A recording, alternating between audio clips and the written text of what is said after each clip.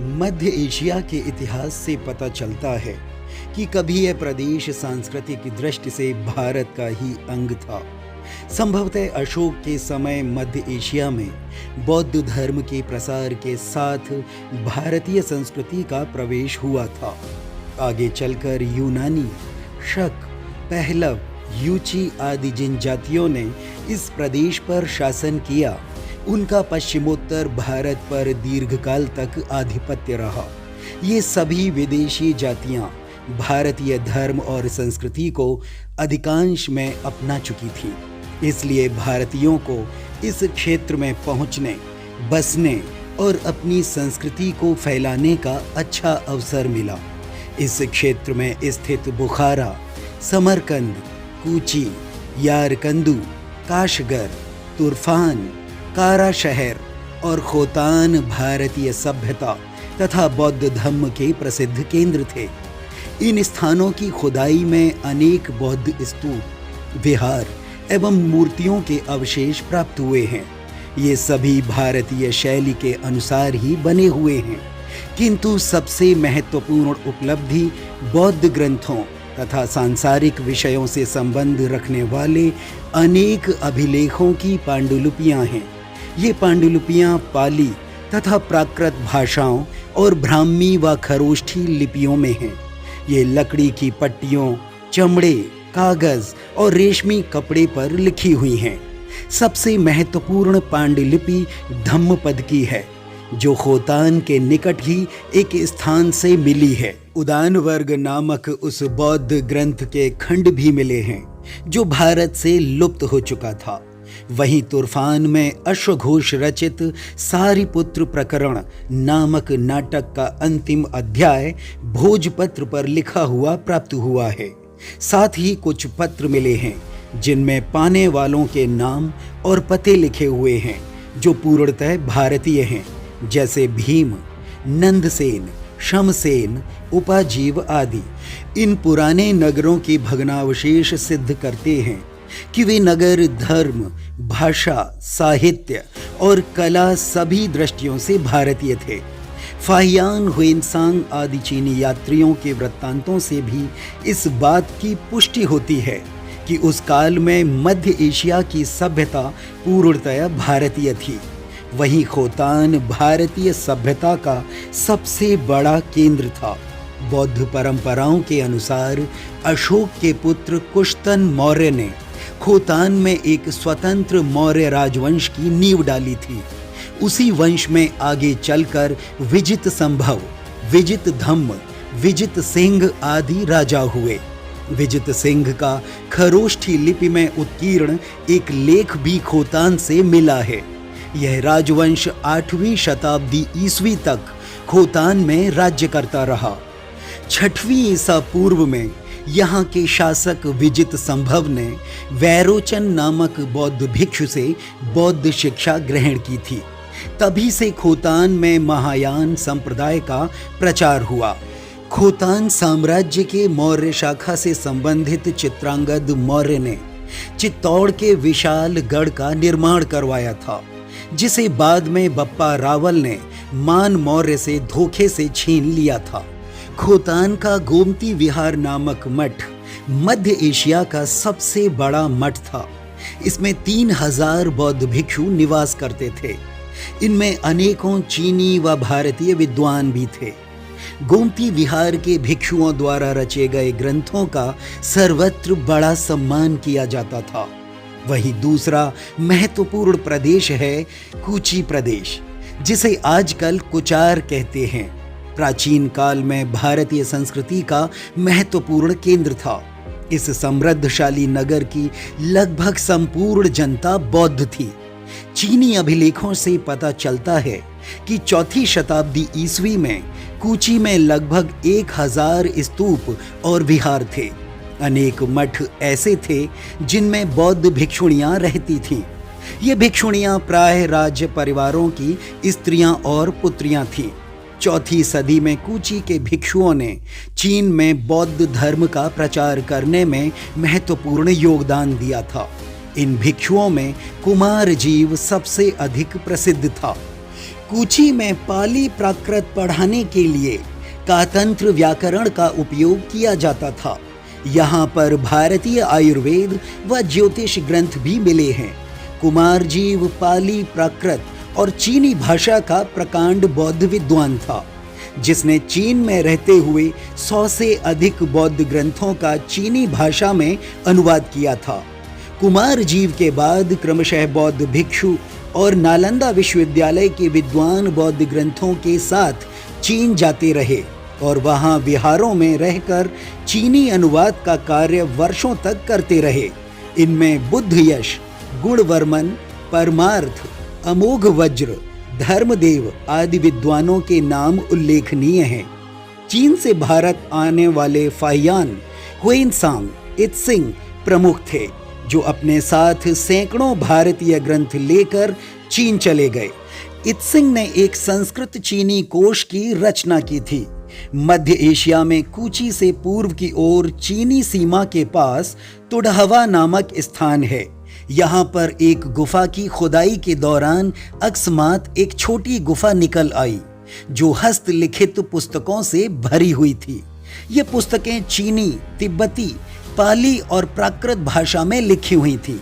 इस पुस्तक भंडार में पुस्तकों की संख्या हजारों में है। तुडहवा के समान कूचा, कारा शहर, लोलन आदि स्थानों से भी ऐसे पुस्तक भंडार मिले हैं, जो मध्य एशिया में भारतीय धर्म, भाषा, साहित्य व संस्कृति के प्रचार के ठोस प्रमाण प्रस्तुत करते हैं। ब्राह्मी, खरोष्ठी और आर्मेइक लिपियों के साथ साथ भारतीय ज्योतिष, चिकित्सा शास्त्र तथा कलाओं का भी कूची में बहुत प्रचार था। बौद्ध चिकित्सा यहाँ पर बड़ी उन्नत अवस्था में थी। उस समय भी वहाँ पर लगभग 100 मठ थे, जिनमें लगभग 4000 बौद्ध भिक्षु निवास करते थे।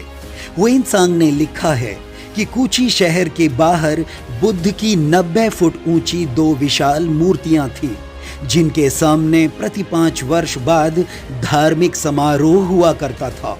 वह लिखता है कि कूची में भारतीय शैली के संगीत का बहुत प्रचार था।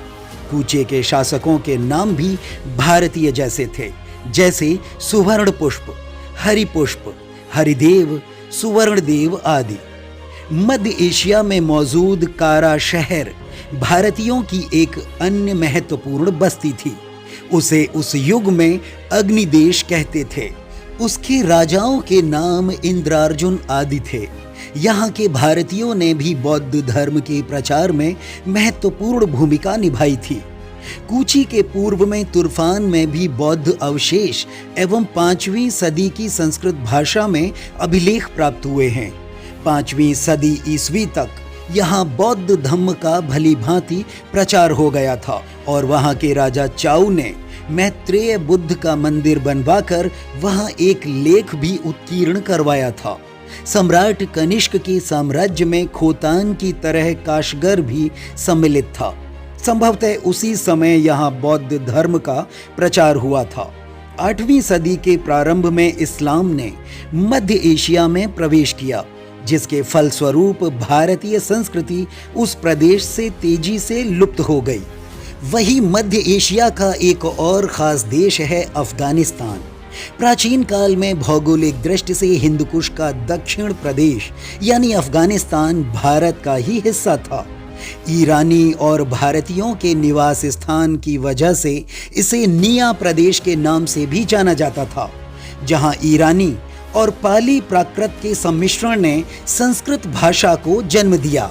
मौर्य सम्राट चंद्रगुप्त मौर्य को अफगानिस्तान दहेज के तौर पर सेल्यूकस निकेटर से प्राप्त हुआ था। मौर्य सम्राटों ने इस प्रदेश पर अपना आधिपत्य स्थापित किया। सम्राट अशोक के बाद अफगानिस्तान मगध साम्राज्य से पृथक हो गया और वहां पर क्रमशः अनेक विदेशी जातियों यूनानी, शक, पल्लव, कुषाण आदि का शासन कायम रहा।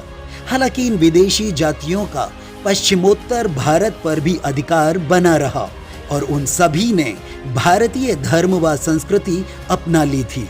लिहाजा उस युग में भी भारत एवं अफगानिस्तान के राजनीतिक एवं सांस्कृतिक संबंध पूर्ववत कायम रहे।